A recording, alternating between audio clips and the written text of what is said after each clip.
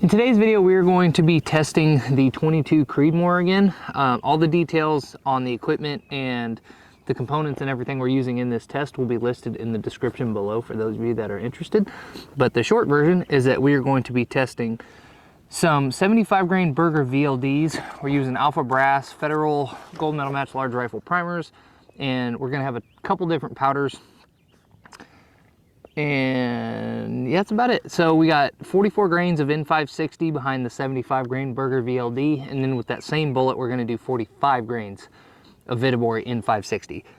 Then we're also gonna test 45 grains of Reloader 26 with that same 75 grain VLD bullet. And then we're gonna be doing 45 grains of Reloader 26 behind an 80.5 grain Fullbore Berger bullet. So that one's more or less just gonna get tested for fun, but we're hoping to use one of the first three loads as our coyote load for this upcoming night season. So it's going to be a while, so we got time, but I'd rather go ahead and settle on a load and just keep shooting it from that point forward. So we're at about 100 yards, got the Garmin set up. We're going to track our velocities as we go through this. I'll say them verbally, and then hopefully we'll get some really good groups on paper here.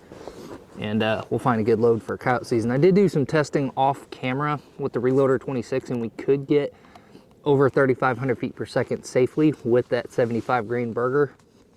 So it was hard not to look at it really hard, but the velocity spreads opened up quite a bit once we got to the top end. So we're just gonna see what it does here. We're going for the center of the center diamond on this first group here. First up is 44 grains of Vihtavuori N560 with that 75 grain Berger VLD.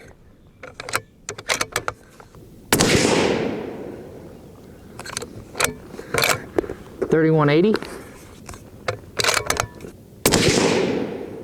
Oh man, $32.28. Right out of the gate, this is one of the worst groups we've shot with this gun.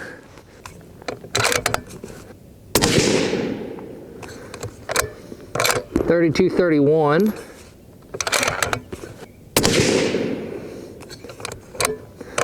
$32.21.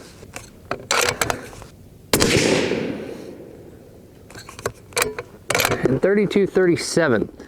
So that first shot was really the only one that was kind of weird. The rest of them really just fell right back in where they should have. We're gonna go over the summary real quick, and then I'm gonna put it on my phone, and I'm gonna delete that first shot because it legitimately was a pretty big outlier. But the average muzzle velocity was 32.20, extreme spread of 58, and a standard deviation of 21. So really not good, but I'm gonna go ahead and end the session here on the Garmin, transfer it over to my phone. I'm going to not delete, but exclude.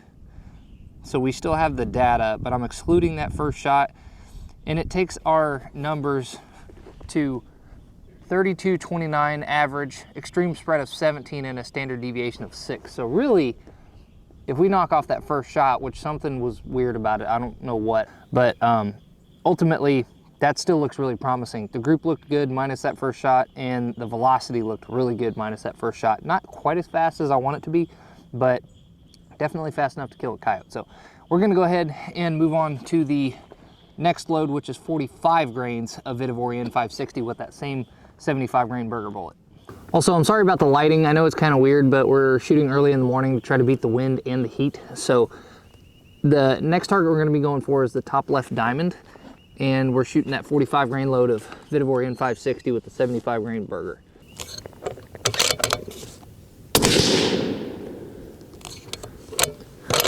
$33.10. That's more like what I was wanting to see.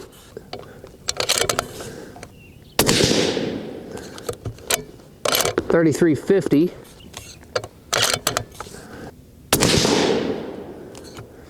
$33.20. Our group definitely is opening up here.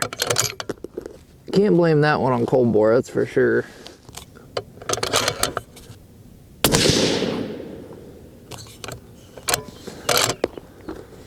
$33.37.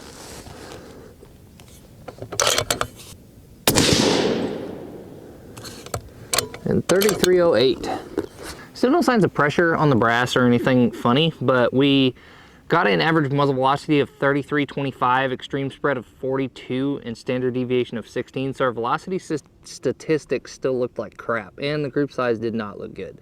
So may just have to run it a little more mild, but we're gonna test this Reloader 26, which I know will give us speed, but whether or not it will consistently give us accuracy and consistent speed, I do not know. So we're gonna go ahead and shoot that same 75 grain Berger VLD one more time, and we're gonna be using 45 grains of Reloader 26, which seemed to give us good results the last time I played with it. I just didn't do it on camera. And if that does good, then we'll probably continue to pursue that. Otherwise, we're gonna probably look at a different powder, or we're just gonna run more mild charges. Okay, so I actually changed my mind. I'm actually gonna shoot the 80.5 grain Berger Fullbore bullet first with that 45 grain charge of Reloader 26, because we're switching powders and I wanna give that 75 grain Berger VLD the best chance it can, in case there's any kind of weird stuff going on inside the barrel with switching powders. I'd rather just go ahead and shoot the 75 grain Berger last. So I'm gonna shoot the 80.5 grain one at the top of the center diamond here, and then the last group that we'll do is gonna be that 75 grain Berger on the top right diamond.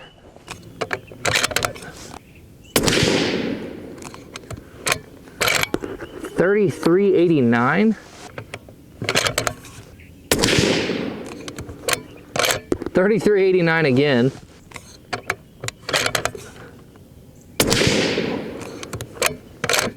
3383.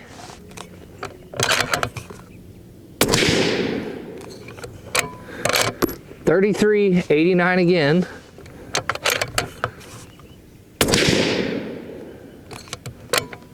3389. Oh my word. Wow. Every single one of them except for one was the same velocity. So that velocity spread is going to be nuts. Now the group size wasn't horribly impressive, but we also haven't really given this gun a break the entire time we started shooting. So that's actually still pretty promising as far as what it could shoot. So we might have to look pretty hard at Reloader 26 with this bullet, because that actually right out of the gate, first time shooting this bullet, looked pretty darn impressive. So we might be able to get that sucker to shoot incredibly. All right, average muzzle velocity of 33.88, which is plenty for what I'm doing with it. I'm happy with that. Extreme spread of 6.6 and a standard deviation of 2.5. So really, really tight velocity spread. Acceptable accuracy. I've just seen this gun shoot way better than that. So to me, that was not really that impressive, but it would kill a coyote. It's just, we're trying to make the best shooting load we can. So definitely worth pursuing. Might have to look at that one a little bit harder. But last up is going to be 45 grains of Reloader 26 with the 75 grain Berger VLD, and we are going to be going for that top right diamond. All right, Berger 75 grain VLD with 45 grains of Reloader 26, top right diamond.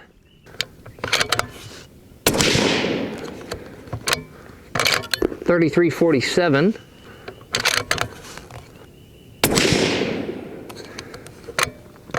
$34.21.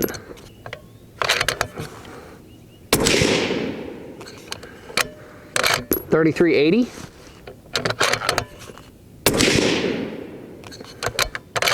$33.90.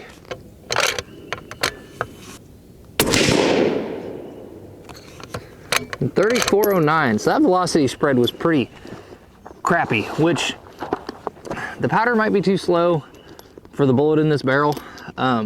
That may be why it performed so well with that 80.5 grain Berger bullet.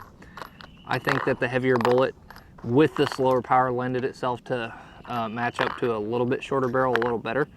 But either way, I was pretty happy with it. So I'm gonna read the velocity statistics. I'm not saying I was happy with that group, but I'm pretty happy with this target because it did give me some of the answers I was looking for. All right, so that one sucked. It was an average muzzle velocity of 33.90, extreme spread of 74, and a standard deviation of 26. So pretty terrible, not good. The first time I tested it, it looked a lot more promising. There was like half the standard deviation in extreme spread, maybe less, because I think it was under 10 or close to 10. But ultimately, if I could get pretty much that same velocity with a heavier bullet that also has a better BC, marginally, but better nonetheless, I'm gonna do that instead, because evidently that 80.5 grain bullet could be a really good contender. So the 75 grain bullet did excellent for coyote season. It was a wonderful bullet. It put down a lot of dirty dogs, and we had excellent luck with it. I mean, it was very consistent and it got the job done. Now, that being said, I was running it at a much slower velocity. It was like 31-30.